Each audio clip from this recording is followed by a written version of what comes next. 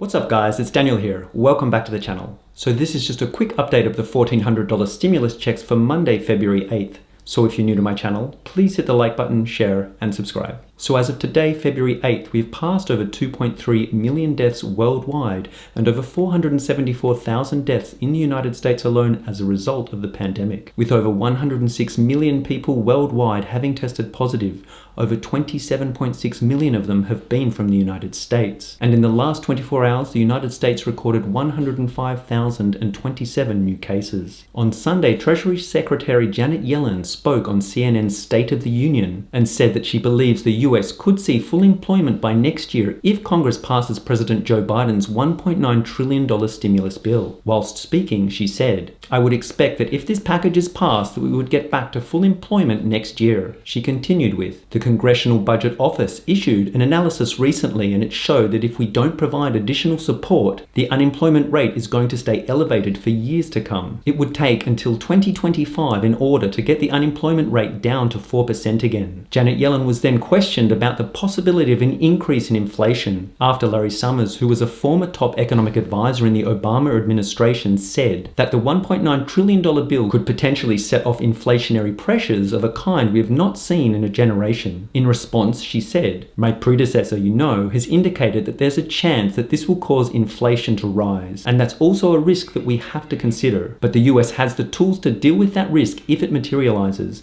but we face a huge economic challenge here and tremendous suffering in this country. We have got to address that. That's the biggest risk." Treasury Secretary Janet Yellen then spoke about the possibility of restricting the stimulus payments to certain people and said that some of the proposals that were made by a few Democratic senators were too low. She continued by saying that she believes that Americans that earn $60,000 per year should be eligible for direct payments. This is after Senator Joe Manchin proposed the limit to be phased out at $50,000 per year. And in response, she said, "If you think about an elementary school teacher or a policeman making $60,000 a year and faced with children who are out of school and people who may have had to withdraw from the labor force in order to take care of them and many extra burdens, President Biden thinks, and I would certainly agree, that it's appropriate for people there to get support." She was then asked by host Jake Tapper, "So you definitely think that higher than $50,000 per individual, but you're not necessarily willing to commit to $75,000. Is that what I'm hearing?" She replied with, "Yes, I think the details can be worked out, and the president is certainly willing to work with Congress to find a good structure for these payments." Also speaking on State of the Union, Senator Bernie Sanders said that he thought that it was absurd to lower the income threshold for stimulus checks.